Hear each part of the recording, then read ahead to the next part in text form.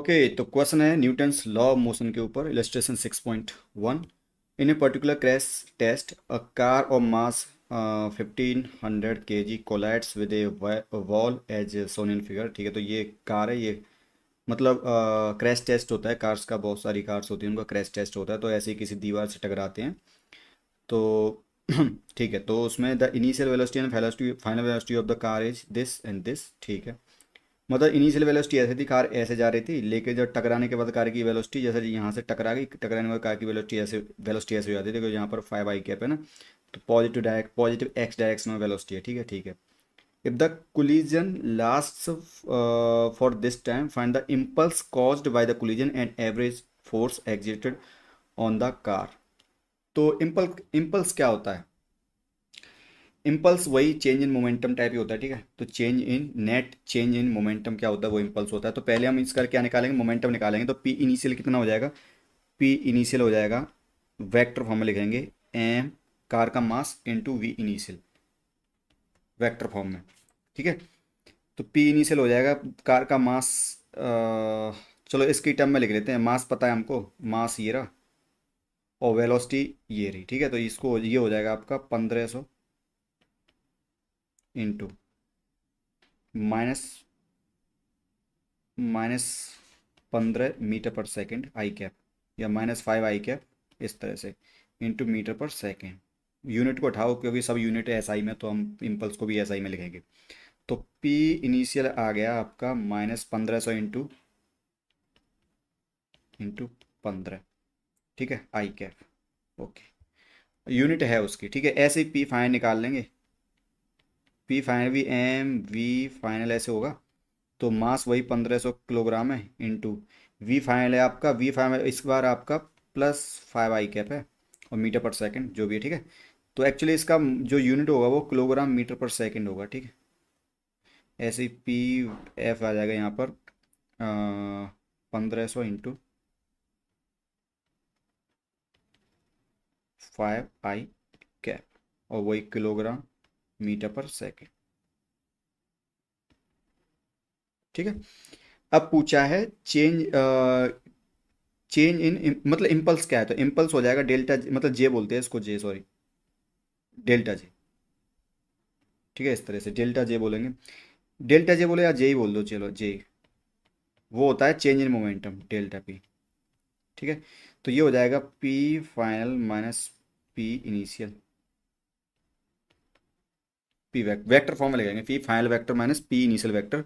तो P final vector कितना था आपका 1500 इंटू 5 i कैप, और माइनस, और पी इनिशियल कितना था, पी इनिशियल था -1500 into 15 i cap.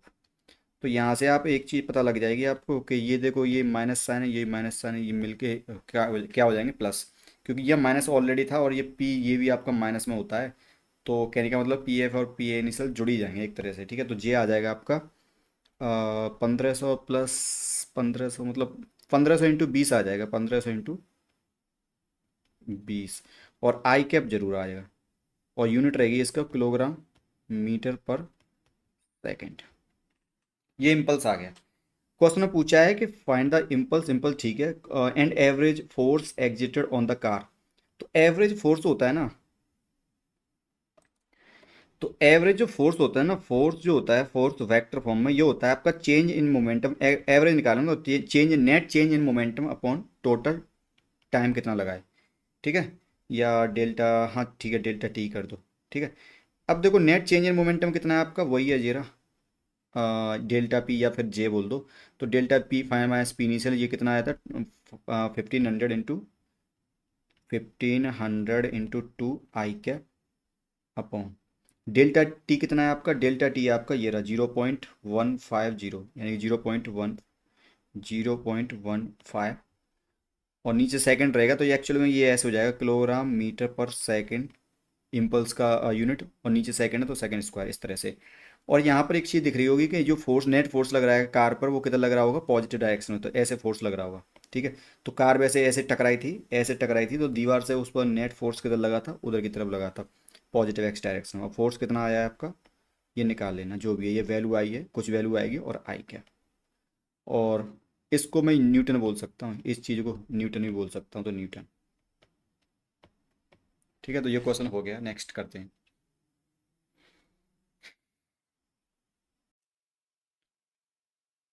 Illustration 6.2. A body of mass m equal to 1 kg falls from a height h equal to 20 meter from the uh, a body of mass m 20 falls from a height h equal to the ground level. अच्छा, ये from the ground level क्या है? ये to the ground level होगा I think. Okay, what is the magnitude of total change in momentum of the body before it strikes the ground? तो just before it strikes the ground तो change in momentum कितना होगा वो निकालना है। What is the corresponding average force experienced by it? ठीक है, जी equal to ये दे रखा है, करते हैं इसको। तो इसके लिए क्या करते हैं, जैसे यहाँ पर देखते हैं यहाँ पर, जैसे यहाँ से कोई भी बॉडी, मान लो ये बॉडी गिरा रहे हैं हम, और इसकी हाइट कितनी है, एच। तो एच से यहाँ पर गिराएंगे, तो जब गिराएंगे तो यहाँ पर जब ग्राउंड ग्राउंड को हिट करने वाली हो तो इसकी वेलोसिटी क्या होगी वो निकालना है हमको। और यहाँ पर इनिशियल वेलोसिटी कितनी थी, यू इक्वल टू जीरो। तो ये तो सिंपल निकाल सकते हैं अगर ग्रेविटी जी दे रखा है। ठीक है, तो सिंपल v इक्वल टू क्या हो जाएगा, रूट टू जी एच आ जाएगा। ये तो हम ऑलरेडी निकाल चुके हैं, मतलब जैसे पुराने वाले चलो कर ही देता हूँ। V square equal to you square plus two A S होता है ना, तो V square equal to U zero हो जाएगा प्लस टू, और ये जी हो जाएगा और ये एच हो जाएगा। तो वी बराबर आ जाएगा root two G H.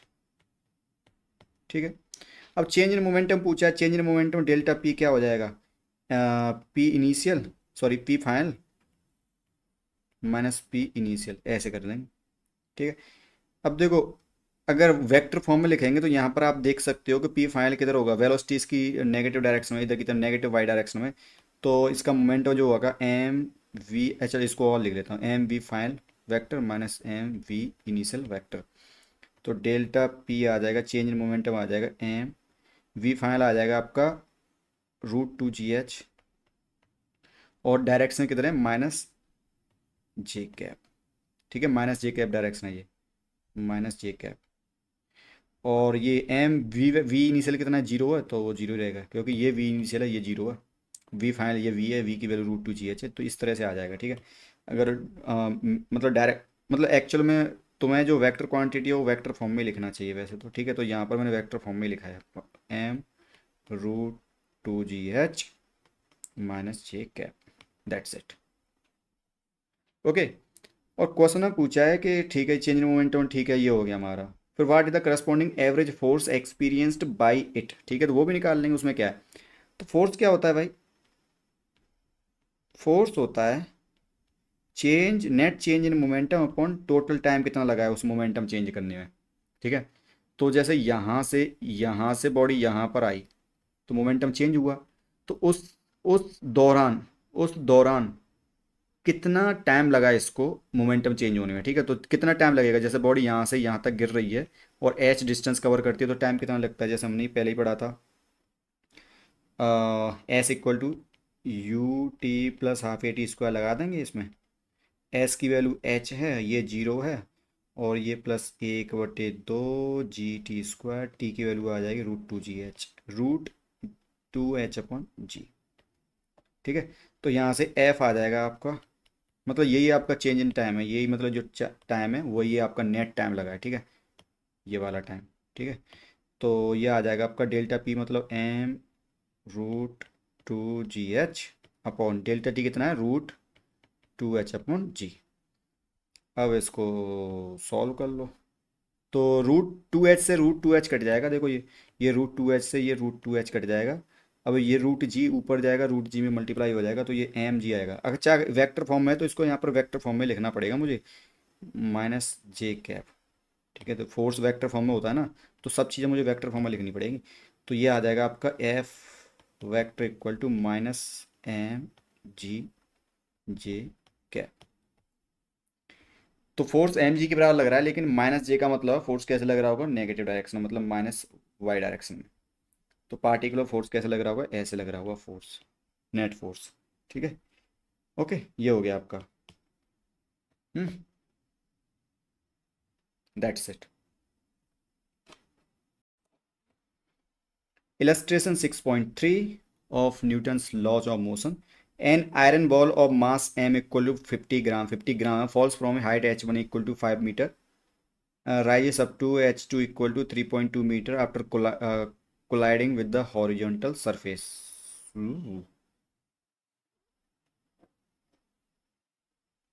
Okay, तो कोई हॉरिजेंटल सरफेस है, यहाँ से गिरती है और यहाँ से कोलाइड करती है, ऊपर जाती है. ठीक है. Okay. If the time of the contact of the uh, glass half h delta t equal to 0.02 second, find the average contact force exerted on the ball by horizontal force.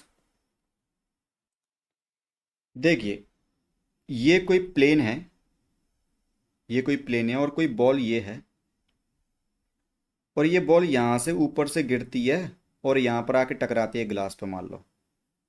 ठीक है. ये और मान लो ये टकराते हैं v1 वेलोसिटी से, मैं v1 ऐसे ही बोल दे रहा हूँ. ठीक है, v1 वेलोसिटी से.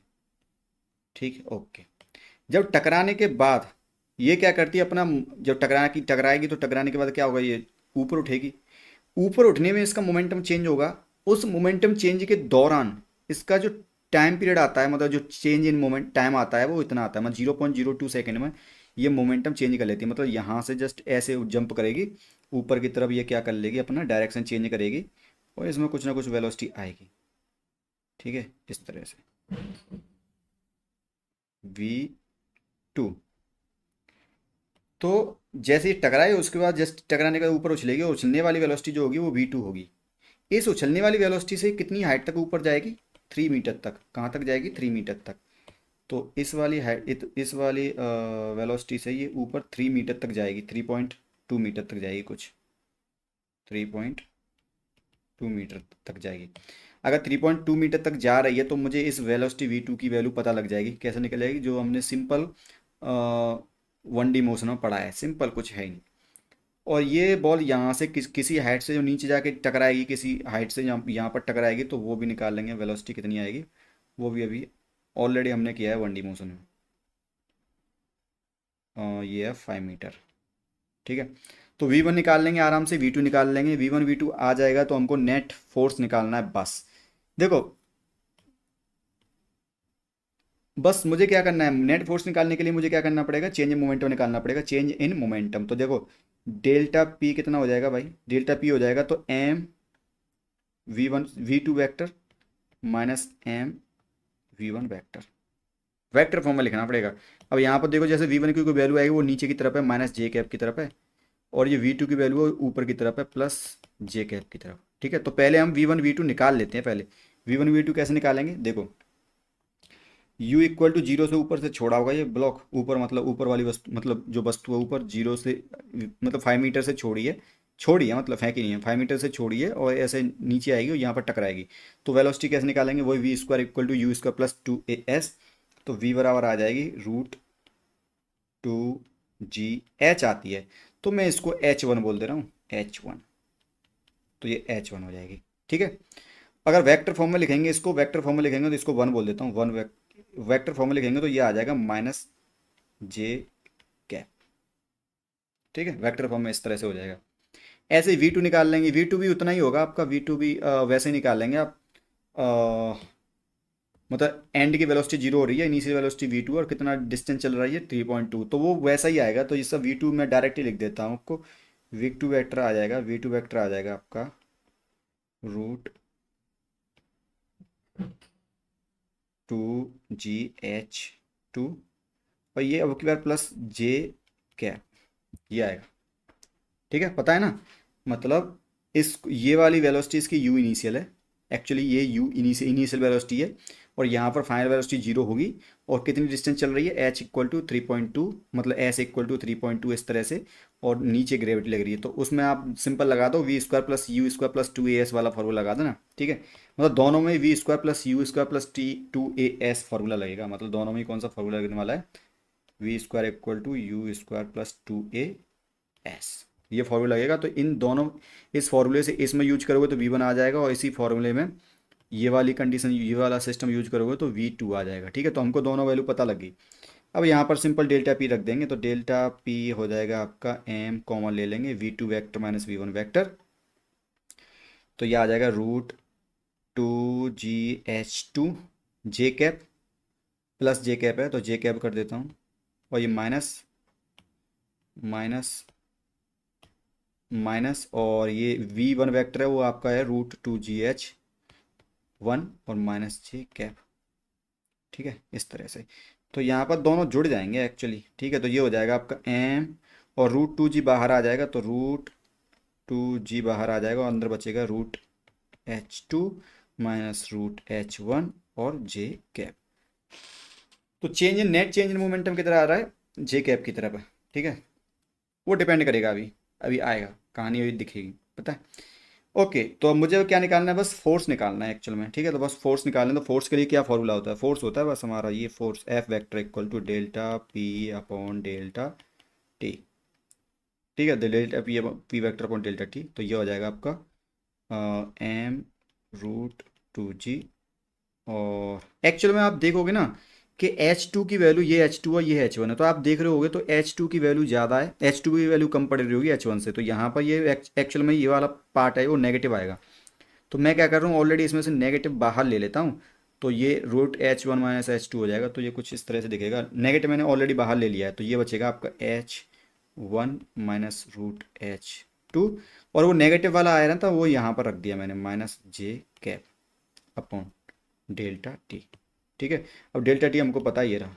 ठीक है, तो सारी वैल्यू पुट करना, मतलब H1 H2 और एम मास की वैल्यू पुट करना, जी की वैल्यू आपको पता है 6 पॉइंट क्या होता है, सॉरी 9.8, और डेल्टा टी की वैल्यू ये रही।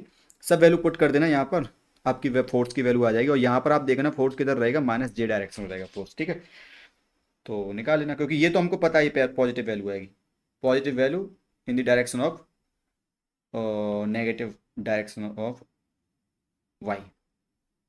ठीक है, ओके, ये हो गया, इजी है, कुछ है ही नहीं इसमें। यहाँ पर थोड़ी सी हमसे मिस्टेक हो गई। देखो ये नेगेटिव साइन हो, ये नेगेटिव साइन होगा, दोनों मिलके प्लस हो जाएगा, तो यहाँ प्लस आएगा, और एक जे कैप बाहर जाएगा, तो ये गलती होगी थोड़ी सी हमसे, जे, और बस ये भी प्लस रहेगा और ये भी इधर जे कैप ही रहेगा बस। ठीक है, तो अब सही है, अब कर लेना, अब कोई प्रॉब्लम नहीं है। ओके, तो थोड़ी सी गलती हो जाती है। Okay, a disc of mass, illustration 6.4 of Newton's law of motion. A disk of mass 10 gram is kept floating horizontally by throwing 10 marbles per second against it from below. ठीक है, तो कोई डिस्क है और नीचे से मार्बल ऊपर फेंकी जा रही है। ठीक है, if the mass of each marble is 5 gram, calculate the velocity with which the marbles are striking the disk. ठीक है, assume that the marble strikes the disc normally and rebound downward with the same speed. Okay, समझ गया मैं। ठीक है, आगे बढ़ते हैं। तो ये डिस्क है भाई। ठीक है, ये डिस्क है। क्या हो रहा है कि इस पर मार्बल जा रही हैं टकरा, मतलब ऐसे ऐसे मार्बल फेंकी जा रही हैं, मतलब इसको हवा में रोकना है। हवा में रोकने के लिए क्या कर रहा है कि इस पर मार्बल फेंकी जा रही है, मतलब मार्बल इस पर अ, फेंकी जा रही है। जैसे देखा ना, मतलब किसी चीज़ को, मतलब क्या बोलूँ, अ, जैसे कोई कोई भी चीज़ है, उसको जैसे पानी की बौछार देंगे, उससे पानी की, मतलब पानी की ऐसे कुछ रख दो, मतलब कोई मार्बल वार्बल, गुब्बारा ले लो, गुब्बारे पे थोड़ा पानी ऐसे ऊपर फेंकोगे गुब्बारे के ऊपर, मतलब कोई गुब्बारा हवा में है और उस पर पानी ऐसे फेंकोगे, मतलब वो गिर रहा होगा, उसमें नीचे से थोड़ा सा पानी उस पर फेंकोगे, तो वो क्या होगा, हवा में, मतलब थोड़ा सा रहेगा, हवा में रहेगा। ठीक है, तो यहाँ पर एकदम से हम ऐसे ही कर रहे हैं कि इसमें पानी भी क्या, एक तरह से वो भी तो मार्बल ही है ना, लेकिन वो बहुत छोटी छोटी मार्बल है, ऐसे समझ सकते हो, मतलब बहुत ही छोटी छोटी बॉल्स हैं। जैसे यहाँ पर एक बड़ी सी बॉल दिख रही है, ठीक है, डिस्क को रोकने के लिए बड़ी बॉल उस पर फोर्स, मतलब उस, मतलब डिस्क को रोकने के लिए हम मार्बल, मतलब बहुत सारी मार्बल उस पर फेंक रहे हैं। लेकिन पानी में क्या होता है, पानी भी एक तरह से मार्बल है। ठीक है, तो वो छोटी छोटी मार्बल होती है, ऐसे समझ सकते हो। ठीक है, तो यहाँ पर हम बहुत सारी मार्बल ऐसे ऊपर फेंक रहे हैं, इसकी वजह से क्या होगा भाई, इसकी वजह से बॉल, ये जो डिस्क है, डिस्क ऊपर रुकेगी।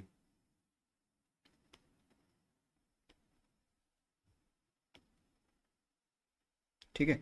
तो बहुत सारी मार्बल ऊपर दे हुए, तो इसमें क्या होगा देखो, जैसे मार्बल ऊपर जाएगी, ठीक है, डिस्क से टकराएगी, डिस्क से टकराने के बाद ही लौट के आएगी।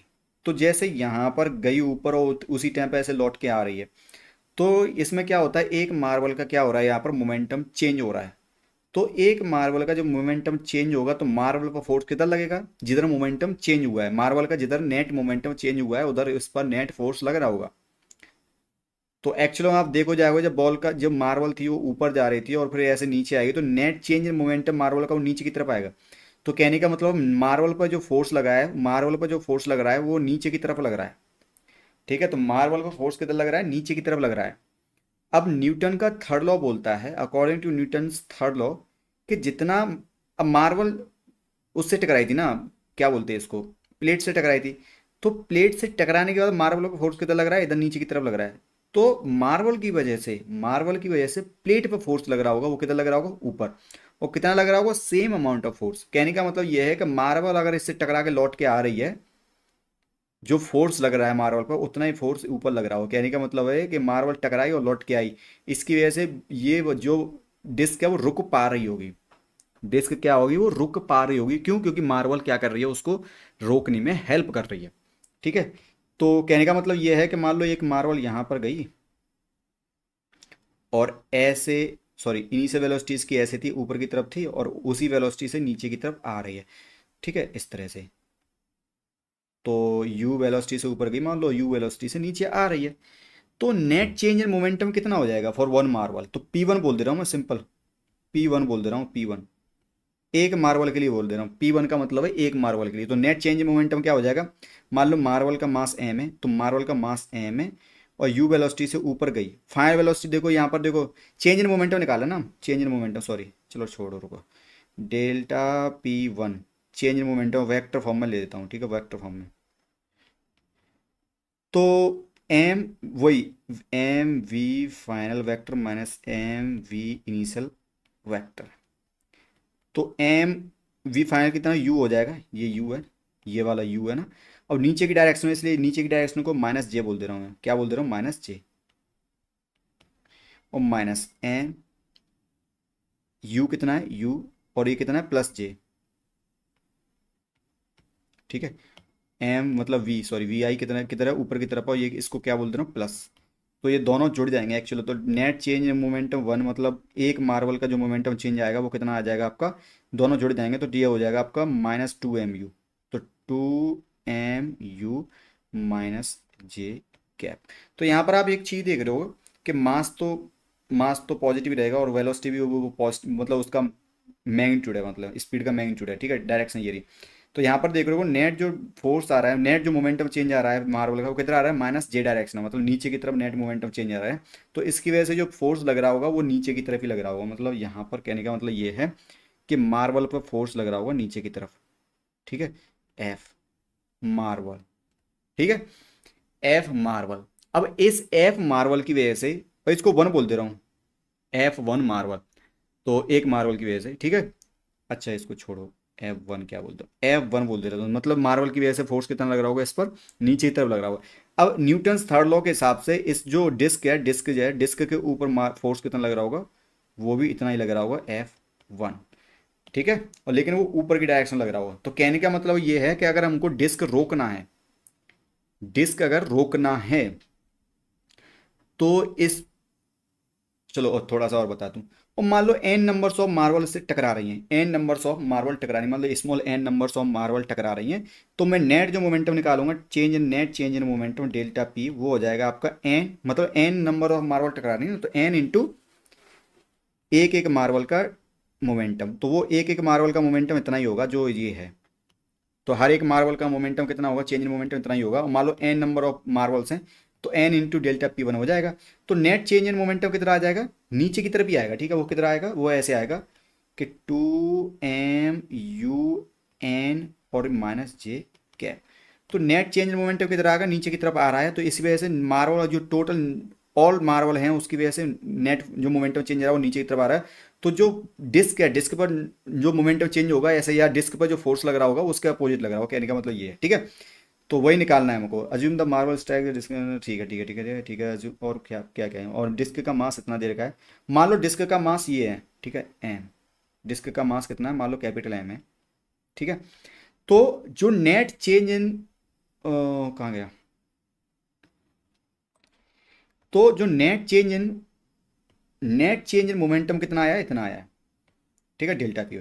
तो नेट चेंज इन फोर्स, मतलब नेट चेंज इन फोर्स नहीं, टोटल जो फोर्स होगा, force, force on marble, marble, marble की स्पेलिंग क्या है रे, मार्बल्स। तो वो हो जाएगा एफ, एम बोल दे रहा हूँ, मार्बल्स वेक्टर। ये हो जाएगा नेट चेंज इन मोमेंटम, और ये मार्बल का ही मोमेंटम चेंज हुआ है, net change in momentum of marble upon delta T. कितना चेंज मतलब टाइम लग रहा है, तो मैं इसको टी बोल दे रहा हूँ। मान लो जो जस्ट, जब जस्ट टकराई और लौट के आ गई, टकराई लौट के आ गई, तो जो चेंज इन टाइम है वो डेल्टा टी बोल दे रहा हूँ, या टी जो भी बोलेंगे, ठीक है। ओके, तो हाँ, तो ये हो जाएगा आपका डेल्टा एफ एम वेक्टर, हो जाएगा आपका 2 एम यू एन अपॉन, ये डेल्टा टी को मैं स्मॉल टी बोल दे रहा हूँ, स्मॉल टी, और माइनस जे कैप, ठीक है। ओके देन, ये हो गया आपका। तो फोर्स ऑन, ऑन क्या बोलते हैं उसको, फोर्स ऑन डिस्क जो होगा वो कितना होगा भाई, force on disc equal to हो जाएगा माइनस एफ वेक्टर एम। तो जो फोर्स डिस्क पे लग रहा होगा वो एफ वेक्टर, मतलब मार्बल्स पर सारी मार्बल्स में मिलाकर जितना फोर्स लग रहा होगा उसके जस्ट अपोजिट होगा, ठीक है। तो F vector d equal to हो जाएगा माइनस, मतलब माइनस माइनस प्लस हो जाएगा एक्चुअली वो। तो 2 mu n upon T j cap. तो मतलब नेट जो डिस्क पर फोर्स आ रहा है वो ऊपर की तरफ आ रहा है, तो मैं ऐसे बोल देता हूँ कि ये डिस्क है, ये डिस्क है, इस पर नेट फोर्स किधर आएगा, ऊपर की तरफ आ रहा है, एफ डी।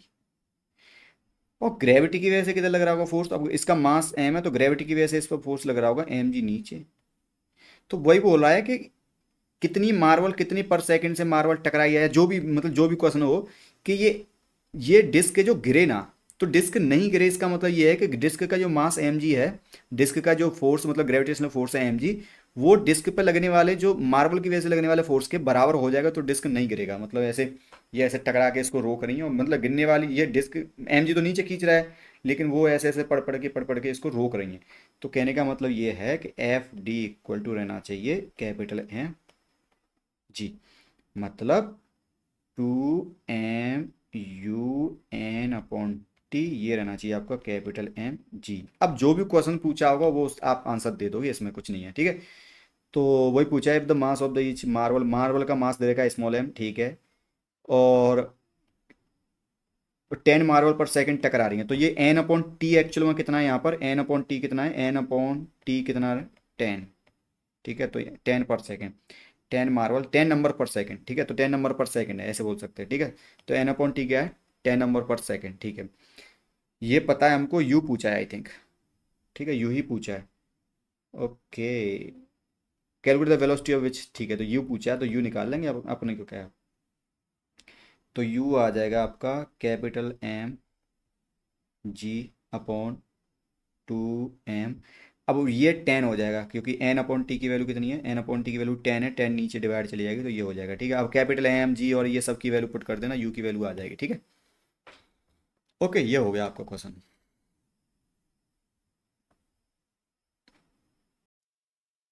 ओके, तो ये क्वेश्चन आपका बिल्कुल एफ टी ग्राफ के ऊपर दे रखा है, ठीक है, एरिया अंडर कर्व, वही वाला area under F T curve ऐसे वाला उस क्वेश्चन पर दे रखा है।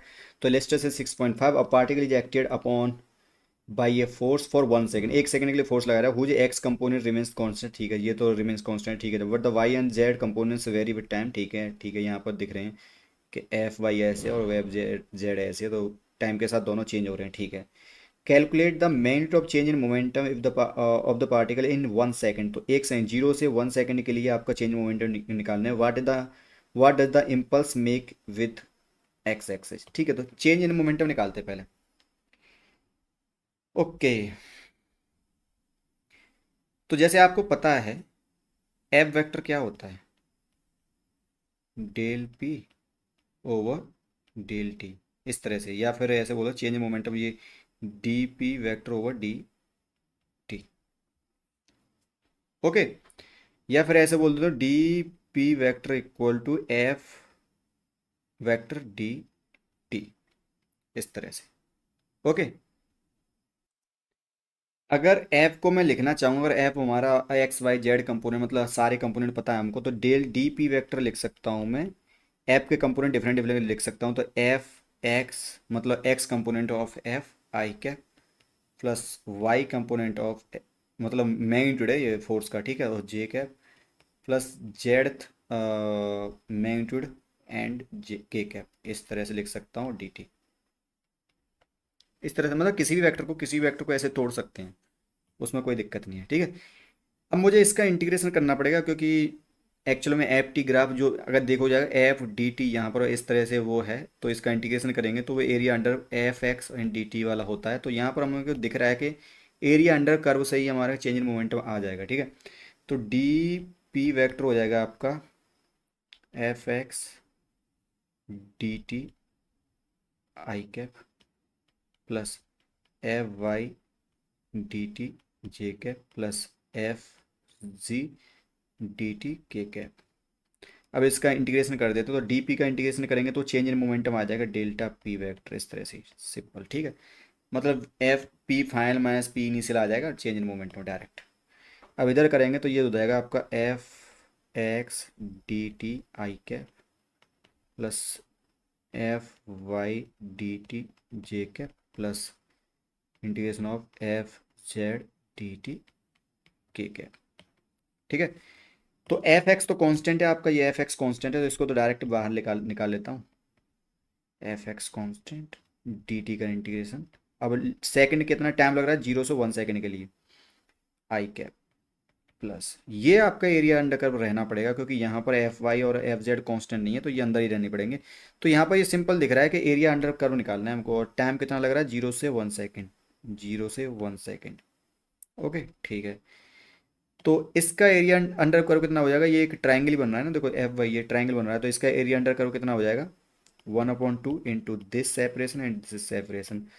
तो ये हो जाएगा 1/2 इंटू टाइम का सेपरेशन 1 सेकेंड है इंटू एफ वाई वाई वाला सेपरेशन कितना है 50 प्लस ऐसे ही जेड वाला 1/2 इंटू टाइम का सेपरेशन 1 एंड जी डायरेक्शन मतलब फोर्स का सेपरेशन यहाँ से यहाँ तक देखेंगे सेपरेशन कितना 100। अच्छा, यहाँ पर जे कैप आएगा, यहाँ पर के कैप आएगा, ठीक है। तो हाँ एफ एक्स और ये डी ये इसका इंटीग्रेशन करेंगे तो ये 1 ही हो जाएगा, और एफ एक्स कितना है आपका 5 इंटू दिस, तो एक्चुअल में डेल्टा पी आ जाएगा आपका 5√90 I cap, 5√19 I cap plus 1/2 25 हो जाएगा, 25 जे कैप प्लस वो 50 के कैप। ये हो जाएगा आपका चेंज इन मोमेंटम। एक्चुअल में इसको ही हम क्या बोलते हैं, अब ये चेंज इन मोमेंटम आ गया हमारा, ठीक है ठीक है ठीक है। Okay, calculate the magnitude of change in momentum, तो calculate the magnitude of change in moment, तो इसका मैग्नीट्यूड निकालेंगे वो क्या आ जाएगा, डेल्टा पी वेक्टर का मैग्नीट्यूड आएगा वो कितना आ जाएगा, 25 इंटू, ओके मैं करके देता हूँ। इसका मैग्नीट्यूड आएगा आपका 60 न्यूटन इंटू सेकेंड, कर लेना इसको, ठीक है। न्यूटन इंटू सेकेंड 60, ये क्या आ जाएगा, इसका मैग्नीट्यूड आएगा, ठीक है। अब पूछा है what angle does the impulse make with x axis, तो पहले तो हमें इम्पल्स निकालना पड़ेगा, तो इम्पल्स कैसे निकालेंगे, इम्पल्स वही होता है J vector equal to change in momentum. तो ये आएगा आपका 5√90 I cap plus 25 J cap plus 50 K cap. तो ये क्या आ जाएगा आपका जे वेक्टर।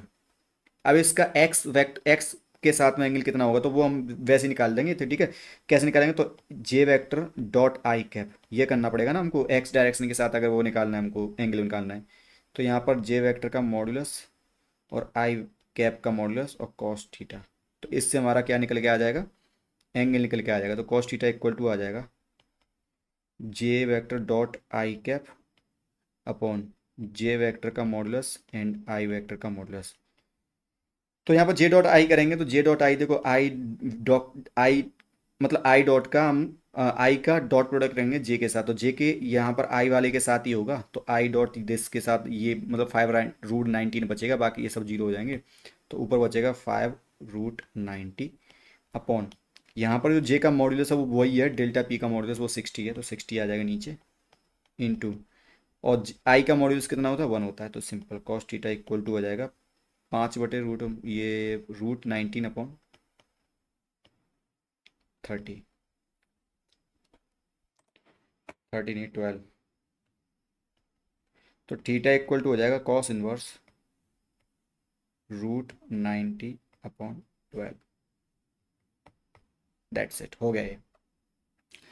तो ये लास्ट वाला आंसर हो गया, मतलब जे का what is the angle, what angle does impulse make with x axis, ठीक है। और कैलकुलेट द मैग्नीट्यूड ऑफ, ये भी हो गया, तो मैग्नीट्यूड ये आ गया और ये एंगल आ गया। अब आपके लिए क्वेश्चन मैं बना के दे सकता हूँ कि मतलब जी डायरेक्शन से, मतलब सॉरी वाई डायरेक्शन के साथ कितना एंगल बन रहा होगा, तो वो भी निकाल लोगे, तो ये बचेगा यहाँ पर, तो 25/60 हो जाएगा, तो या इधर 50/60 हो जाएगा, सिंपल। ओके, तो ये हो गया।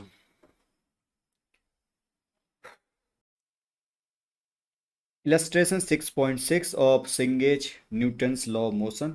A man A of mass 60 kg pushes other man B of mass 75 kg, due to which man B starts moving with acceleration 3 meter per second square. Calculate the acceleration of the man A at that instant.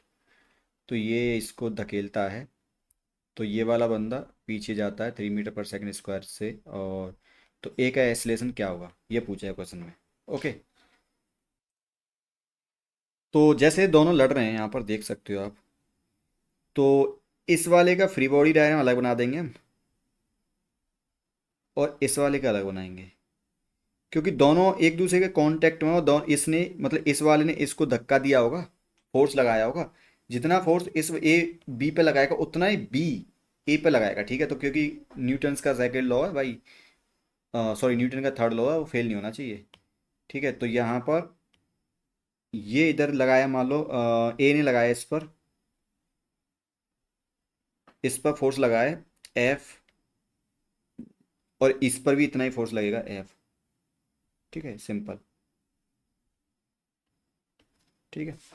तो अच्छा इसको बोल देते हैं, चलो, F on B due to A, और F on A due to B, इस तरह से सिंपल। ओके, तो मतलब F on B due to A, तो ये निकाल लोगे। अब ये कैसे निकालोगे जी, ये सिंपल है, F on B due to A, ये आ गया आपका, कितना मास है इसका, mass of B into acceleration of B, ठीक है। तो मतलब ए ने इसको फोर्स किया होगा, मतलब धक्का मारा होगा, तब ये बी वाला जो बंदा है, बी वाला जो 75 kg का बंदा है, वो इतने मीटर पर सेकंड स्क्वायर से इधर की तरफ पुश होता है। तो कहने का मतलब ये इस पर फोर्स लग रहा हो, कितना लग रहा होगा, मास कितना है इसका, मास है इसका 75 इंटू इसका जो एक्सेलरेशन है वो 3 है, तो ये एफ बी ए आ जाएगा आपका, मल्टीप्लाई कर दो जो भी है, 5×3 = 15, 15×7 = 21, 22 न्यूटन, ठीक है। तो इतने न्यूटन से ये पीछे गया होगा, ये वाला इतने न्यूटन से जा रहा होगा, तो उतना ही मास इस पर लग रहा होगा, इतना ही, सॉरी इतना ही फोर्स इस पर लगा होगा। और ये 60 kg का बंदा है, तो ये कितने से एक्सेलरेशन से जा रहा होगा, तो ये इसको निकालता है a of A equal to F on A due to B upon mass of A. तो F upon A due to B वो भी इतना ही रहेगा, 225 अपॉन एम ए, कितना है एम ए आपका 60, तो ए आ जाएगा आपका, अरे यार 5 से काटना पड़ेगा, 25 25 बार कटेगा क्या 5 से, और नीचे 5 से 12 बार, और भी कट सकता है शायद ये, नहीं गलत कर दिया ये मैंने यार, कुछ गड़बड़ किया है।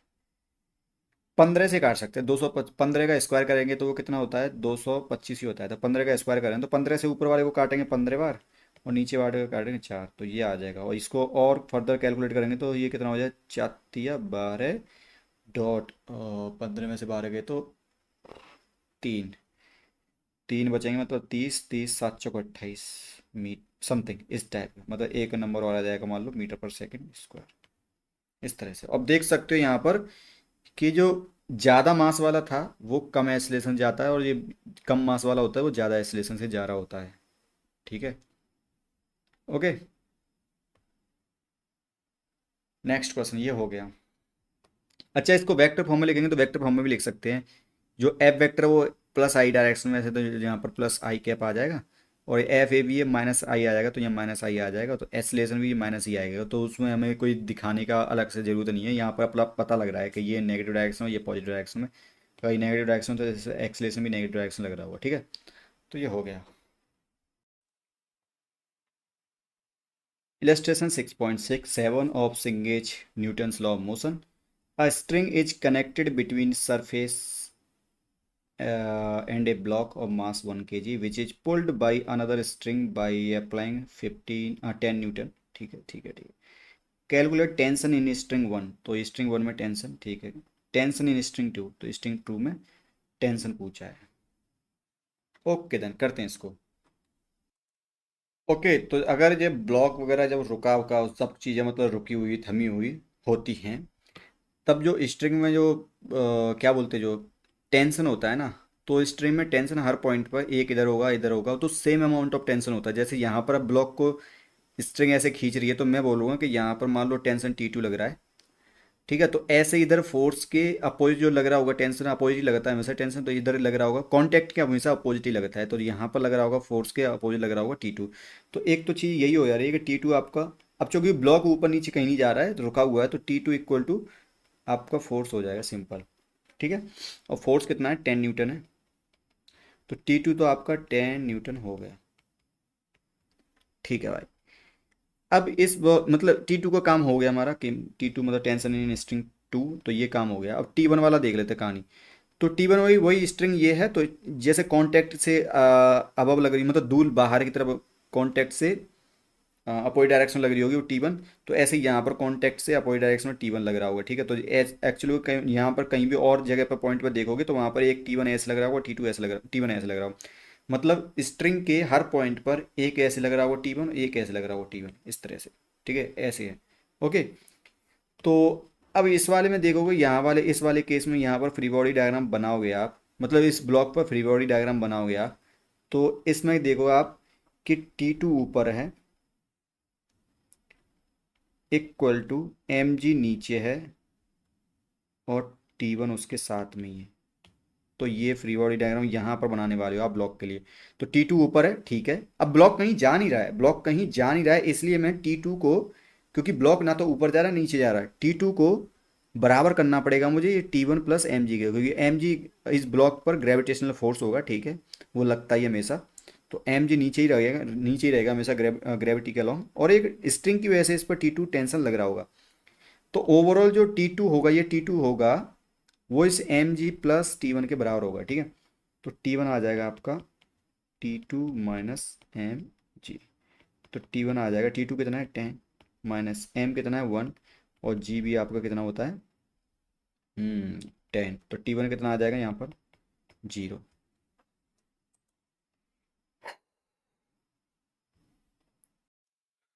ओके, तो illustration 6.8 of Newton's law of motion Singage. The breaking strength of string connecting wall and block B is 175 Newton. तो ये जो स्ट्रिंग है, इसका जो स्ट्रेंथ है वो कितना है 175 न्यूटन ही ये झेल सकती है, बाकी उससे ज़्यादा लगाए टूट जाएगा। Find the magnitude of the weight of block A for with the system will be stationary, block B weight around 700 newton. ठीक है, तो ये ब्लॉक वी का वेट, मतलब ये ब्लॉक वी का वेट जो M2 है वो 700 न्यूटन के अराउंड है, वेट है। ठीक है, मास नहीं, वेट। मतलब इसमें अभी 10 का डिवाइड कर देंगे या 9.8 का डिवाइड कर देंगे तो वो मास आएगा। ठीक है, ठीक है। तो देखो यहाँ पर कुछ स्ट्रिंग का जॉइंट्स है, यहाँ पर तो तीन स्ट्रिंग है, एक ये रही, एक ये रही, एक ये रही, तीन स्ट्रिंग है, तो तीन स्ट्रिंग में तीन टेंशन होंगे। तो यहाँ पर देखो, यहाँ पर जॉइंट पर ये स्ट्रिंग गई है, इस पर मैंने टेंशन माना है T2, ये स्ट्रिंग गई है, इसमें मैंने टेंशन माना है T1। तो मतलब जॉइंट पर अगर यहाँ पर T1 है, तो अगर यहाँ चिपकी तो इस पर भी इधर T1 होगा, तो T1 ऐसे होगा हमेशा, जो मतलब जो कनेक्शन पॉइंट होता है उससे आगे होता है, ऐसे समझ सकते हो। तो यहाँ पर जॉइंट था वो, इस पर जो जॉइंट था, ठीक है, तो ये जॉइंट से अब ये T1 रहेगा, ऐसे ही इधर T1 रहेगा, क्योंकि ये एक ही स्ट्रिंग है तो टेंशन हमेशा सेम ही रहेगा। ऐसे ही स्ट्रिंग में सेंटेंस टेंशन T2 ऐसे लग रहा है, तो इधर ये दीवार पर लग रहा होगा, वो T2 इधर ही लग रहा होगा, तो उसकी जरूरत नहीं है, तो ऐसे ही छोड़ दिया मैंने, ठीक है। इधर स्ट्रिंग पर इस वाली स्ट्रिंग पर लग रहा है ऐसे टी ए लग रहा है, क्योंकि ये ब्लॉक नीचे खींच रहा होगा, तो इस पर स्ट्रिंग पर ऐसे टी ए लग रहा होगा, ऐसे ही कनेक्टिंग पॉइंट पर इधर टी ए लग रहा होगा। तो अब पूरा सिस्टम इक्विलिब्रियम में, तो यहाँ पर एक चीज़ देख लो, अगर इसका मास m1 है तो इधर होगा मास, इसका जो ग्रेविटेशनल फोर्स होगा mg होगा। तो यहाँ से एक चीज़ निकल जाती है कि अगर इस वाले में फ्री बॉडी डायग्राम लगाएंगे तो T a equal to m1g रहेगा। क्यों? क्योंकि ब्लॉक चल नहीं रहा है, तो T a equal to m1g, ठीक है। T a equal to m1g। ऐसे ही यहाँ पर देख सकते हो, यहाँ पर इनमें लगाएंगे तो यहाँ पर हमको क्योंकि T2 बिल्कुल ही हॉरिजॉन्टल एंड वर्टिकल डायरेक्शन से बिल्कुल अलग ही जा रहा है, तो ऐसा अगर T2 के एक कंपोनेंट इधर ले लेते हैं और एक कंपोनेंट इधर आएगा, तो इसके दो कंपोनेंट आएंगे, एक कंपोनेंट इधर आएगा कहीं T2 cos 30, और ऐसे ही एक इधर आएगा T2 sin 30। तो यहाँ पर आप देख सकते हो, तो टी ए तो हो जाएगा आपका T2 sin 30 के बराबर, और T2 हो जाएगा आपका T1 के बराबर। T1 equal to T2 cos 30, तो T1 equal to T2 cos 30। ऐसे ही टी ए हो जाएगा आपका T2 sin 30। ओके, अब ऐसे ही यहाँ देख लो, इस वाले ब्लॉक पर ये ब्लॉक भी इधर उधर कहीं नहीं जा रहा है, तो यहाँ पर ऐसे देखो T1 बराबर हो जाएगा, T1 बराबर हो जाएगा आपका T2। अब बाकी जो फोर्स जो होगा एम जी तो ऐसे लग रहा होगा, तो उससे हमें कोई मतलब नहीं है, मतलब एम जी तो ऐसे लग रहा होगा ना वर्टिकल डायरेक्शन में, तो उससे कोई मतलब नहीं होगा हमको। हॉरिजॉन्टल फोर्स देखो कि ये T1 ऐसे है और T2 ऐसे है, तो T1 बराबर T2 भी रहेगा, T1 बराबर क्या रहेगा, T2 भी रहेगा। और T2 की हमें लिमिट पता है हमको, T2 की लिमिट पता है, इस T2 की लिमिट कितनी है, 150 न्यूटन है, ठीक है। यहाँ पर एक गलती हो गई, क्योंकि हमने यहाँ पर यहाँ भी T2 दे दिया, यहाँ पर T2 दे दिया, तो इसको कुछ चेंज करना पड़ेगा हमको। तो इसको चेंज कर लेता हूँ मैं, इसको T ही बोल देता हूँ, तो ये T हो जाएगा, ठीक है। अब सही है शायद, अब सही है। ओके, तो यहाँ पर T1 इक्वल टू टी के बराबर हो जाएगा, ठीक है। और ये टी का जो लिमिट दे रहेगा वो कितना है, 150 न्यूटन, तो इसको 150 न्यूटन कर ही देता हूँ, ठीक है। तो T1 एंड T2 पता लग गया हमको कितना है, T1 पता लग गया हमको कितना है, 150। ओके, और हमको क्या निकालना है, हमको निकालना है, एक्चुअल में हमको निकालना है find the magnitude of weight of block ए। तो ब्लॉक मतलब ये m1 × g निकालना है हमको, ब्लॉक ए का m1 × g का मतलब ये टी ए निकालना है एक्चुअल में हमको।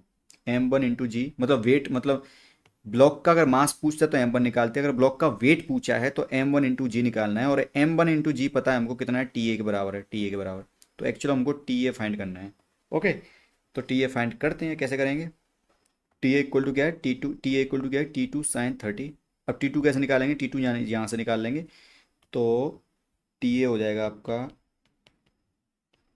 टी टू की वैल्यू निकाल लेते हैं वहाँ से, T1/cos 30 इंटू साइन 30, तो T1 × tan 30 हो जाएगा ये।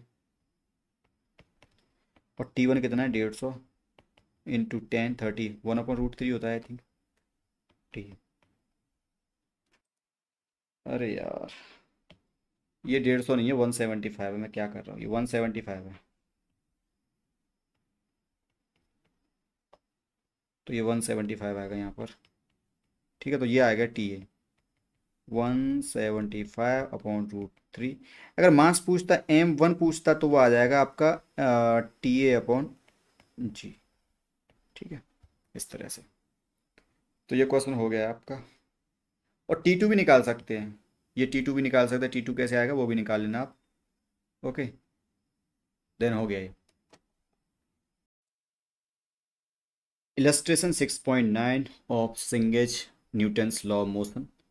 A cylinder of weight W is resting on the two inclined planes forming a V groove as shown in figure। तो V टैब इस तरह से, और इसके बीच में कोई सिलेंडर फंसा दिया, जैसे ये देख रहा है इस तरह से, ठीक है। इग्नोर द फ्रिक्शन एवरीवेयर, ठीक है, हमने इग्नोर कर दिया। Draw it's free body diagram of the sphere, तो ये बहुत जरूरी है, अगर फ्री बॉडी डायग्राम आ जाएगा आपसे तो क्वेश्चन हो जाएगा। Calculate the normal reactions between the cylinder and the two inclined walls, ठीक है। तो बनाते हैं, ये रहा। तो देखो, एक तो ब्लॉक पर फोर्स, ब्लॉक का मास अगर एम है, ब्लॉक का मास अगर एम है, तो ब्लॉक की वजह से एक ग्रेविटेशनल फोर्स ऐसे लगेगा। इसको मैं डब्लू बोल दे रहा हूँ, मान लो डब्लू। और डब्लू कितना होगा, एम इंटू जी के बराबर, ठीक है। अब देखो, ब्लॉक क्या है कि ये वाला जो ब्लॉक बोल रहा हूँ, ब्लॉक या जो भी है कि सिलेंडर, सिलेंडर क्या करेगा, इस वॉल पर फोर्स लगा रहा होगा। तो इस वॉल पर ऐसे कांटेक्ट, जो कांटेक्ट हो रहा है ना, तो कांटेक्ट के नॉर्मल फोर्स लग रहा था, तो ये ब्लॉक इस पर ऐसे फोर्स लगाएगा, ब्लॉक इस पर। तो एक्चुअल में ब्लॉक इस पर, जैसे ये इसके नॉर्मल, नॉर्मल दिखाता हूँ पहले तो ऐसे इधर नॉर्मल होगा एक, ऐसे, ठीक है। इस तरह से नॉर्मल हो गए। तो ब्लॉक, मान लो ये ब्लॉक जो है, ये ब्लॉक इस दीवार पर, इस दीवार पर जो फोर्स लगाएगा वो ऐसे लगाएगा। और मैं दीवार पर ब्लॉक की वजह से फोर्स बता देता हूँ, ऐसे बता रहा हूँ। न्यू मतलब N, normal reaction, normal force, ठीक है। नॉर्मल फोर्स ऐसे लगा रहा होगा, और ये किधर लगा रहा होगा, इस लाइन के अलाउंग, इस तरह से, ठीक है। अब ये दीवार है ना, ये दीवार, दीवार भी सेम अमाउंट ऑफ फोर्स, मतलब कोई भी उधारी चाहिए नहीं भाई, न्यूटन का थर्ड लॉ बोलता है वो, कोई उधारी नहीं, जो है वो लौटाओ तुरंत। तो जो ये दीवार है ना, दीवार इस ब्लॉक पर फोर्स लगाएगी, ब्लॉक पर फोर्स लगाएगी just opposite to this normal reaction. तो वो लगाएगी इधर,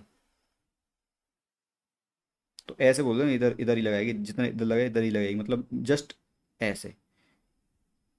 और जितना इस ब्लॉक ने इसको न्यूटन एन दिया है नॉर्मल रिएक्शन, उतना ही नॉर्मल रिएक्शन इसको भी मिलेगा ऐसे। ऐसे ही सेम, क्योंकि सब सिमेट्रिकल केस है, बिल्कुल वी ऐसे बनी हुई है, कोई वी ऐसे या ऐसे नहीं बनी है। ऐसे बनी होगी तो काम अलग हो जाएगा, यहाँ पर ये N one and N two different हो जाएंगे, लेकिन हमने वी बिल्कुल ऐसे मानी है, बिल्कुल एकदम सिमेट्रिकल, ठीक है। अगर सिमेट्रिकल है तो यहाँ पर सिमेट्रिकल, तो यहाँ पर एंगल दिखाया दे दिया उन्होंने 60, ये 60 और ये भी 60 है, ठीक है। तो सब कुछ सिमेट्रिकल है। अगर ये थोड़ा theta one theta two different हो जाएंगे, वो आपके लिए, अगर ये थीटा वन है और ये थीटा टू है और ये कुछ एंगल दे रखा है 60 है मान लो, तब आपकी कहानी थोड़ी सी डिफरेंट हो जाएगी, तब आप खुद करना उसको, ठीक है। तो यहाँ पर भी सिमिलर केस रहेगा आपका, ब्लॉक इसको देगा एन टू इधर, सॉरी एन, और ब्लॉक पर लगेगा उसकी वजह से ऐसे, ब्लॉक पर, ड्यू टू वॉल एन। अब बस इसका हो गया कहानी। ओके, तो अब इसको बना लेते हैं थोड़ा सा अलग, थोड़ा सा दिखाने के लिए आप दिखाता हूँ यहाँ पर। तो यहाँ पर देखिए, आप छोटा कर लेते हैं ब्लॉक को, थोड़ा सा छोटा ही कर देते हैं इसको, बॉल को छोटा, मतलब सिलेंडर को छोटा ही कर लेते हैं। डब्लू ऐसे लग रहा है, डब्लू ऐसे लग रहा है, और एक नॉर्मल रिएक्शन ऐसे लग रहा है, और एक नॉर्मल रिएक्शन ऐसे लग रहा है,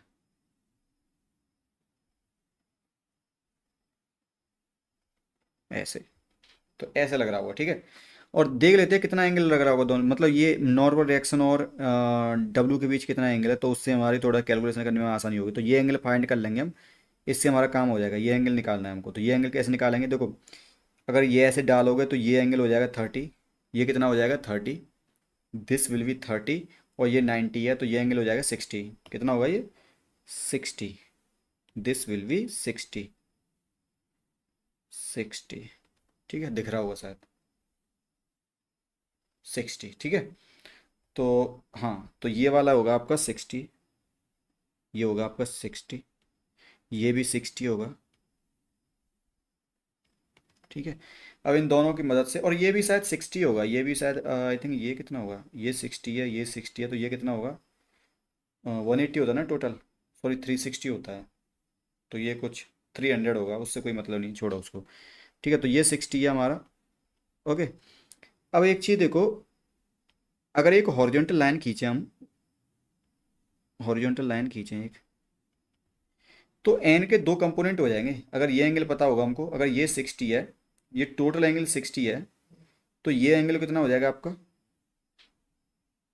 ओ sorry sorry sorry sorry sorry, थोड़ा सा गड़बड़ हो गया यहाँ पर। मैंने ये वाला एन ये बना दिया है, और ये वाला एन ये बना दिया है, ठीक है, देखो।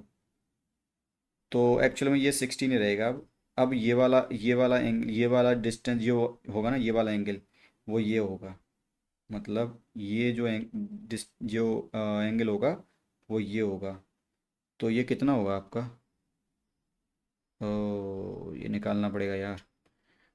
ये वाला एंगल हो जाएगा, ये 60, ये भी 60 रहेगा और ये टोटल 180 रहेगा। तो ये बचेगा आई थिंक 60 बचेगा ये। तो ये 120 है एक्चुअल में। ये जो एंगल है वो 120 है और ये भी एंगल 120 है। और ये 90 होगा तो ये 30 हो जाएगा। ठीक है, तो ये एंगल हो जाएगा आपका 30 और ये हो जाएगा आपका 90। ठीक है, तो ये कितना रहेगा 30। इसको बड़ा कर देता हूँ थोड़ा सा, सही दिखेगा।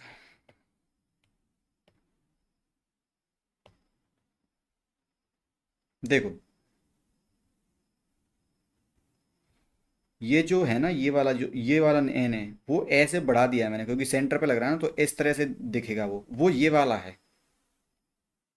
ठीक है, वो ये वाला है और ऐसे ही इसका ये वाला एन है ना, वो ऐसे जाएगा, ऐसे लग रहा होगा बॉल पर या सिलेंडर पे, ऐसे लग रहा होगा सिलेंडर के सेंटर पर, ऐसे ऐसे लग रहा होगा।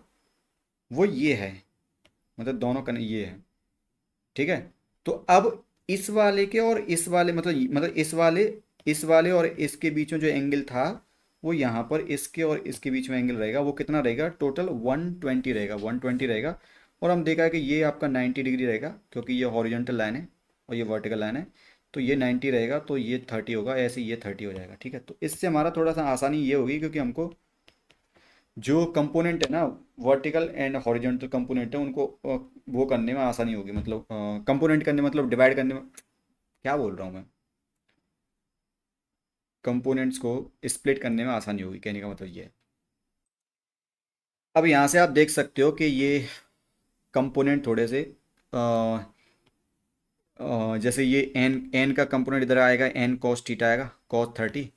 और इधर ये इस वाले एन का ये इधर आएगा एन कॉस 30। तो ये एन कॉस 30 और ये एन कॉस 30 एक दूसरे कैंसिल हो जाएंगे, तो बचेंगे ये N sine 30 and N sine 30। तो इधर की तरफ दो कंपोनेंट आएंगे, एन साइन 30 और एक और आएगा एन इस वाले का भी आएगा और इस वाले का ऊपर आएगा, तो ये एन साइन 30 एन साइन 30 हो जाएगा। ठीक है, तो एक्चुअल में आपकी कहानी ये रहेगी कि 2n sin 30 इक्वल टू आ जाएगा W।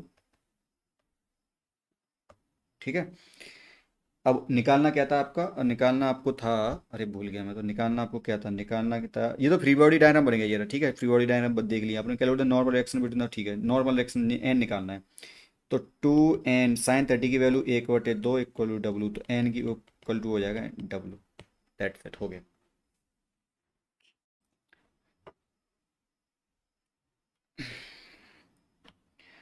Illustration 6.10 of Newton's law of motion. A 50 kilogram homogeneous smooth sphere rests on 30-degree inclined A, ठीक है ये रहा, bears against the smooth vertical ball B, तो ठीक है।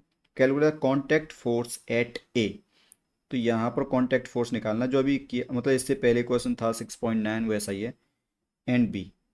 तो यहाँ पर तो करते हैं इसको, पहले मैं फ्री बॉडी डायग्राम बना लेता हूँ। तो ये फ्री बॉडी डायग्राम बना लिया है मैंने। तो यहाँ पर देखो, जैसे ब्लॉक पर एक तो ग्रेविटेशनल फोर्स लग रहा होगा, या क्या बोलते हैं उसको, क्या बोलते हैं, भूल जाता हूँ, जो भी है, वेट, डब्लू। तो वेट कितना लग रहा होगा? डब्लू। ठीक है, तो मान लो ये जो सिलेंडर है या स्मूथ स्फीयर है, जो भी है, तो ये दीवार पर क्या बोल, दीवार पर नॉर्मल रिएक्शन लग रहा है N2। तो दीवार भी इस पर नॉर्मल रिएक्शन लगाएगी कॉन्टैक्ट पर। जो कॉन्टैक्ट है ना, कॉन्टैक्ट के परपेंडिकुलर लगता है हमेशा। तो जैसे कॉन्टैक्ट के परपेंडिकुलर दीवार पर लगाई N2, तो दीवार की वजह से इस पर लगेगा N2, same same amount of क्या बोलते हैं उसको, नॉर्मल रिएक्शन। ऐसे ही ये ब्लॉक इस दीवार पर बिल्कुल परपेंडिकुलर, मतलब इस लाइन के बिल्कुल परपेंडिकुलर ये। तो जो लाइन होगी वो एक्चुअल सेंटर से कनेक्ट कर रही होगी, ये वाली लाइन सेंटर से कनेक्ट कर रही होगी, ये वाली भी लाइन सेंटर से कनेक्ट कर रही होगी। क्यों? क्योंकि यही लाइन परपेंडिकुलर होती है किसी भी सरफेस पर कांटेक्ट पे। तो जो भी कांटेक्ट लाइन होगी वो हमेशा उसके परपेंडिकुलर लाइन खींचेंगे, वो हमेशा सेंटर से कनेक्ट करेगी। तो N1 की लाइन भी वो होगी, वो क्या सेंटर से कनेक्ट करते हुए जा रही होगी। ठीक है, तो जैसे इस ब्लॉक ने दीवार पर लगाया, इस वाली जो प्लेन है, क्या बोलते हैं, इंक्लाइंड प्लेन है, उस पर लगाया N1। तो ऐसे ही ये जो प्लेन है ये लगाएगा इस ब्लॉक पर N1, और ये कैसे जाएगा? हमेशा ये सेंटर से कनेक्ट करते हुए ऐसे जाएगा। तो मैं पहले इसको थोड़ा सा और सही से बना लेता हूँ, कि इसको थोड़ा सा ऐसे कर लेते हैं। ये बना लिया मैंने, छोटा कर लेते हैं इसको। अब दो एक्सेज खींचते हैं पहले, एक एक्स एक्स एक्सेज, क्योंकि उससे हमारा क्वेश्चन करने में आसानी होगी, और एक वाई एक्सेज। ठीक है, अब देखो, अब वाई एक्सिस के अलोंग आपका कितना है, वाई एक्सिस के अलोंग है मतलब नीचे की तरफ आपका डब्ल्यू लग रहा है, देखो ये रहा डब्ल्यू, ये डब्ल्यू ऐसे लग रहा है। ठीक है, तो डब्ल्यू ये रहा। अब एन वन जो लग रहा है वो कुछ ऐसे लग रहा है, तो पहले जो एक्स एक्सेज बनाई है मैंने, ये एक्सेज है ना, ये वाली एक्सेज, ये क्या है आपकी एक्स एक्सेज है। तो पहले देख लो एन वन की डायरेक्ट, जो एन वन है वो सेंटर पर लगते हुए एक्स एक्सिस से कितना एंगल बना रहा है, तो ये वाला मतलब अगर एन वन ऐसे लग रहा होगा कहीं, तो वो एक्स एक्सिस से कितना एंगल बना रहा है पहले देख लेते हैं, ये वाला एंगल, ये वाला एंगल। ठीक है, तो ये वाला एंगल कैसे निकालेंगे भाई, ये वाला एंगल निकालने के लिए मुझे कहीं यहाँ से भी जुगाड़ लगानी पड़ेगी। अगर ये 30 है, ये 30 है, दिख रहा है ना, ये 30 है, तो अगर ये 30 है तो ये तो पहले 90 रहेगा, ये कितना रहेगा भाई, ये 9, ये 60 रहेगा, ये वाला 60 रहेगा। देखो अगर ये 30 है तो ये कितना रहेगा 60, अगर ये 60 है, और इससे बन नहीं पा रहा है यार, थोड़ा सा कन्फ्यूजन हो रहा है मेरे को, ये 60 है,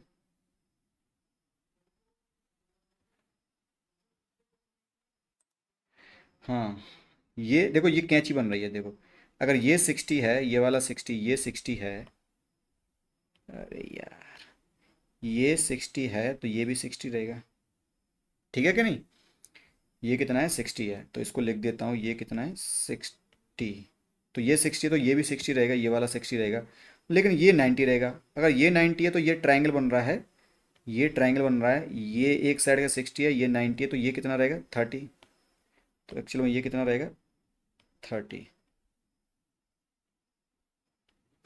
30, ये 30 है, अगर ये 30 है तो ये जो वर्टिकल लाइन होगी, ये वर्टिकल लाइन होगी, इसको भी बना लेता हूँ थोड़ा सा और, बनाई थी मैंने।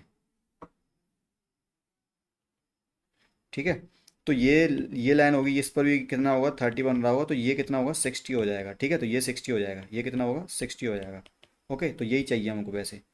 ओके, ठीक है, तो एन वन लग रहा होगा आपका, एन वन ऐसे लग रहा होगा 60 डिग्री एंगल पर, एन वन कैसे लग रहा होगा, ये रहा, ये रहा, एन वन लग रहा होगा 60 डिग्री एंगल पर, और एन टू ऐसे लग रहा है आपका, एन टू की कोई दिक्कत नहीं, एन टू हमेशा ये इस एक्स डायरेक्शन की लाइन में लग रहा है, तो एन टू ऐसे लग रहा है, तो एन टू से हमें कोई दिक्कत नहीं है, एन टू बढ़िया है। ठीक है, अब बस एन वन के हमको दो कंपोनेंट लेने हैं, एक एन वन इधर आ जाएगा, एन वन कॉस थीटा, और एक N two N two sorry N one something क्या बोलते हैं, एन वन कॉस 60 इधर आ जाएगा, और एक आ जाएगा N one cos sorry sine 60। तो यहाँ से मैं बोल दूंगा कि एन वन साइन 60 की वैल्यू हो जाएगी डब्ल्यू के बराबर, और एन वन कॉस 60 की वैल्यू हो जाएगी आपकी एन टू के बराबर।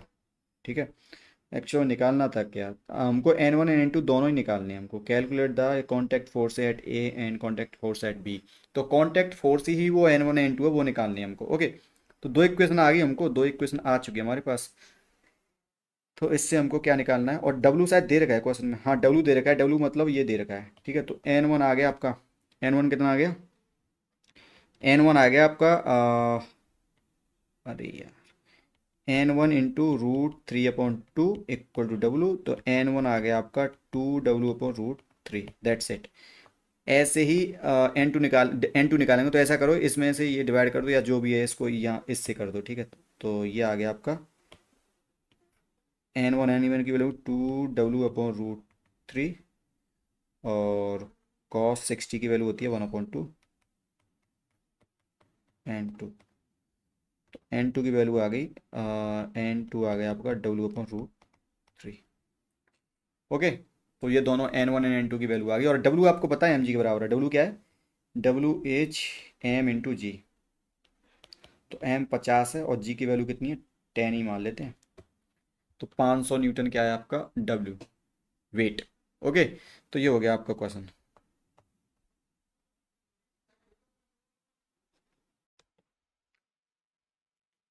A block of mass 30 kg is suspended by three strings as shown in figure. Find the tension in each string. तो यहाँ पर देखो ये 300 न्यूटन मतलब 30 केजी का है, तो 300 न्यूटन ग्रेविटी द्वारा इस पर फोर्स लगेगा। वो कैसे लगेगा, ऐसे लगेगा, ठीक है, इस तरह से लगेगा 300 न्यूटन, ठीक है।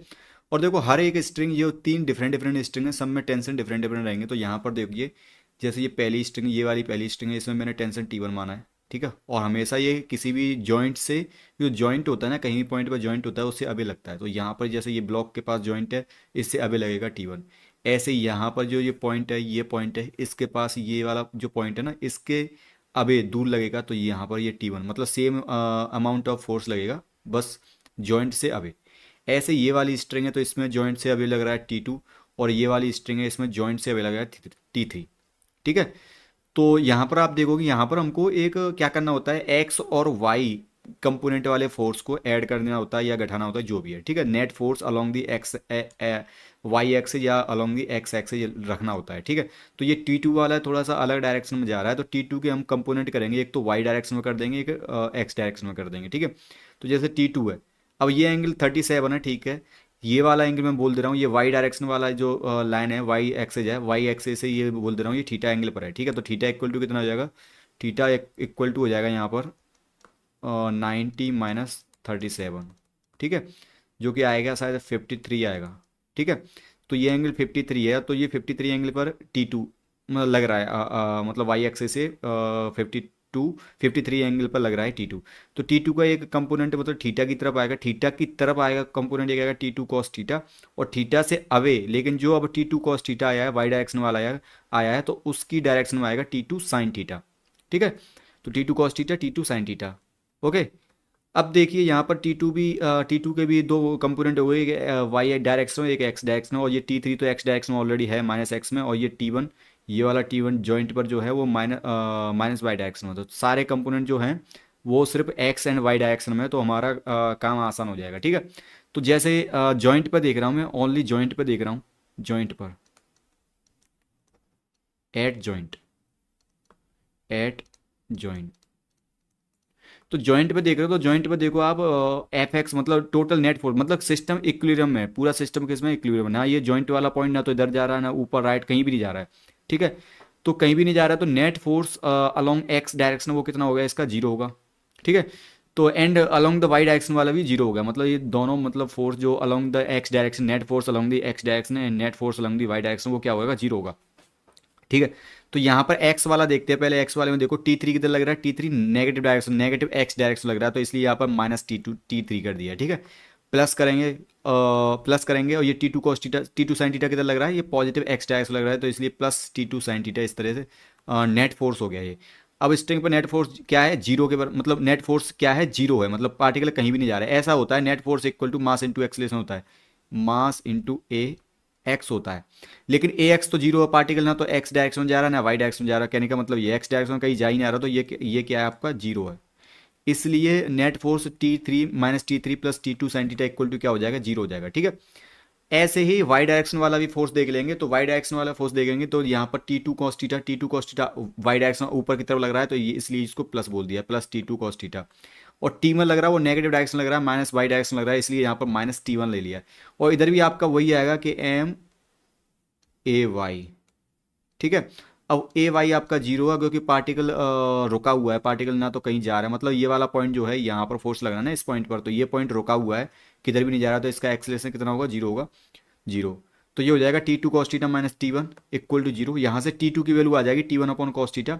ऐसे ही इस वाली इक्वेशन को सॉल्व करेंगे तो ये इधर से T3 की वैल्यू आ जाएगी T2 साइन थीटा, और T2 की वैल्यू पुट कर दो T1 अपॉन कॉस थीटा, तो ये आ जाएगा T3 equal to T1 sine theta upon cos theta, ये आ गया, ठीक है। तो टेंशन हमारा T1 के फॉर्म में आ रहा है, T1 अपॉन कॉस थीटा की वैल्यू हमें पता है, इधर sign theta upon cos theta की वैल्यू भी हमको पता है, लेकिन हमें T1 की वैल्यू नहीं पता है। तो T1 वैल्यू के T1 निकालने के लिए हम ये इस ब्लॉक पर हम क्या मतलब फ्री बॉडी डायग्राम बनाएंगे।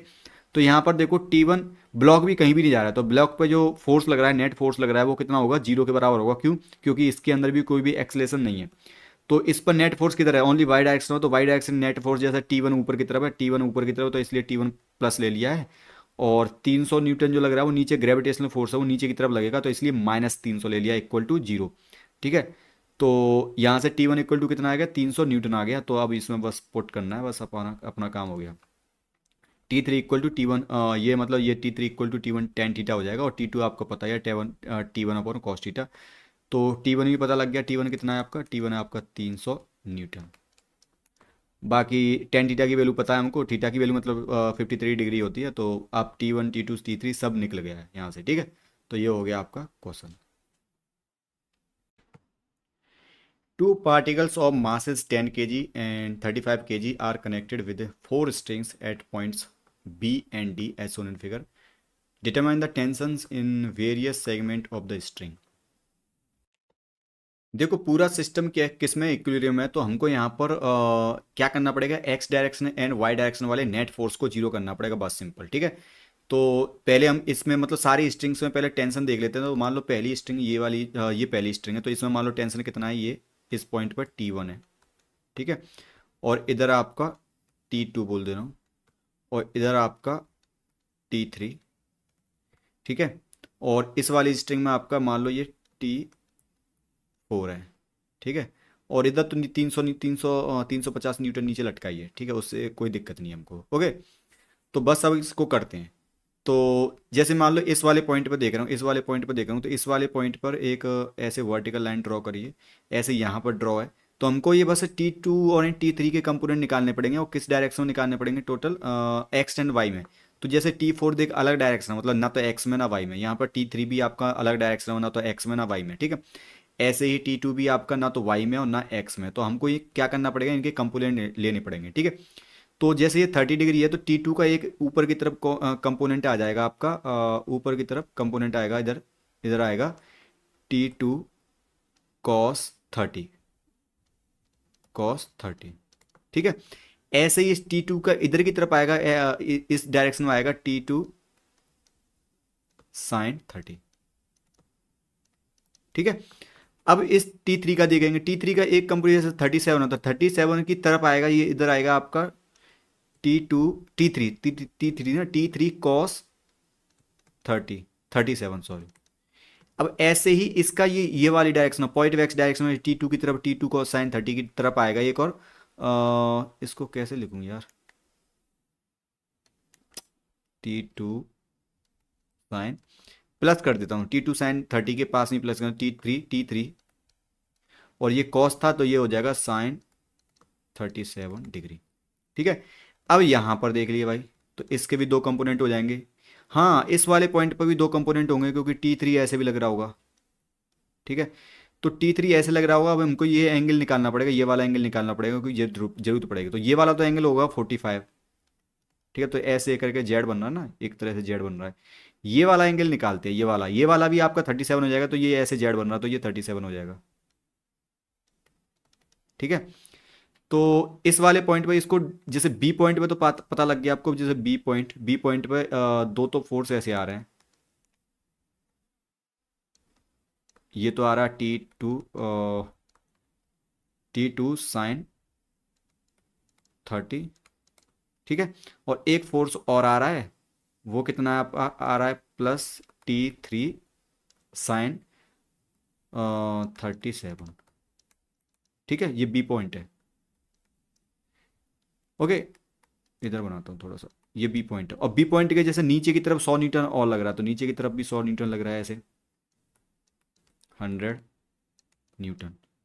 और इधर लेफ्ट में लग रहा है, इसके लेफ्ट में लग रहा है आपका T1, ये रहा। ठीक है, इस बी पॉइंट पर, और ऊपर लग रहा है आपका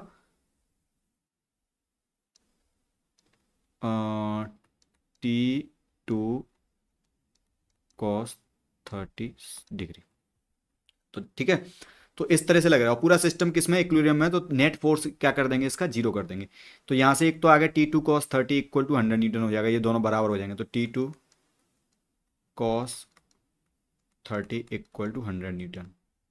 ठीक है, तो यहाँ से T2 की वैल्यू आ जाएगी, cos 30 की वैल्यू होती है 1/2, तो T2 की वैल्यू आ जाएगी यहाँ पर 200। ठीक है, अब इधर से आपका आ गया T1 इक्वल टू हो जाएगा T2 sin 30 sorry, T2 cos 30 की वैल्यू कुछ अलग होती है, √3/2 होती है शायद, मतलब ठीक है जो भी होती है। T2 cos 30 की वैल्यू कितनी होती है, √3/2 होती है ना शायद, बराबर 100। ठीक है जो भी है, ठीक है। ओके, इधर T1 की वैल्यू आ जाएगी T2 sin 30 plus T3 sin 37। अब डी पॉइंट देख लो भाई, डी पॉइंट देखते हैं।